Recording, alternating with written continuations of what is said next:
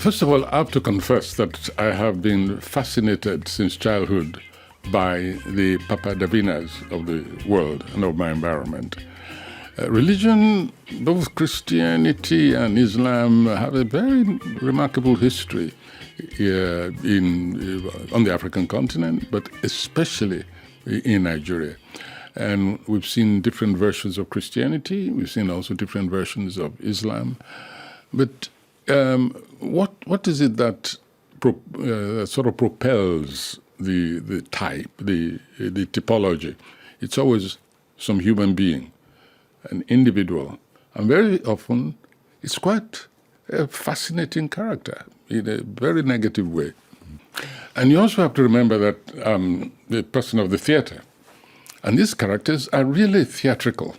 Some of them very bad theatre. I mean, I wouldn't accept some of them in my school of drama in terms of acting. They're ham actors. And so the question is, how is it that people are really seduced by what, for me anyway, is such an act, is an act in most cases? Oh, I've met some, let me quickly insert this. I've met some very truly religious people, spiritual people, respectable people, leaders of community. Yes, they exist. But the majority are absolute charlatans.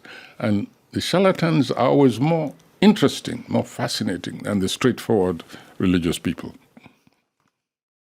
On actual people that I based the figures of Duole, Peter Payne, and Menka, and with a sprinkling of others in between.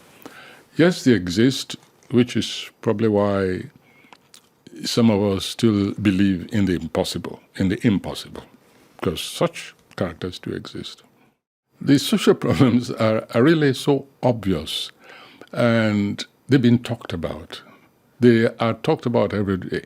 Nigeria has some of the most robust press in operation, at least on the African continent, certainly before internet and social media, which unfortunately has also been corrupted by all kind of imbeciles and turned into an instrument of disinformation and anti-intellectualism.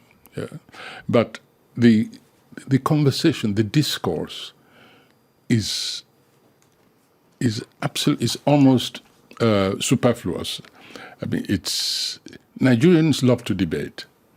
It's obvious if you open the pages of the papers. The exposures which take place every day, and then those exposures are surmounted by even greater, affronts on society, and so the original is forgotten. And it's like there's embarrassed de richesse, and this one is embarrassed criminalité, if you want, in which you just don't know where to begin, what to tackle. So it's a kind of war weariness which is taking place in that country. It's just too much for people to cope, to hang on to.